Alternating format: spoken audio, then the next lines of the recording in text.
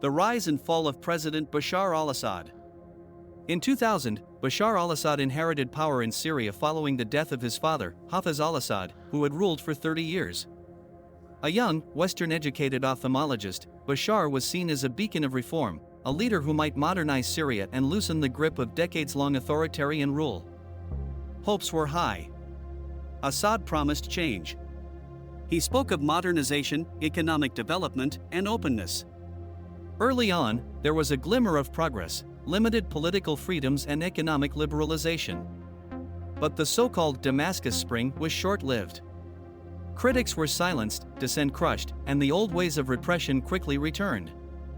By 2011, the winds of the Arab Spring reached Syria. Peaceful protests demanding democratic reforms were met with brutal violence. The response sparked a catastrophic civil war. Assad's regime clung to power with an iron fist, deploying military force, suppressing dissent, and facing accusations of war crimes, including chemical weapons attacks. The conflict tore Syria apart. Millions were displaced, hundreds of thousands killed, and once thriving cities reduced to rubble. Assad's regime endured, bolstered by key allies like Russia and Iran, who saw strategic value in propping up his rule. But his grip on power came at the cost of Syria's sovereignty and its people's future. If Assad remains in power, at what cost would that be? Would it continue to be a country fractured, an economy in ruins, and a legacy defined by survival at all costs?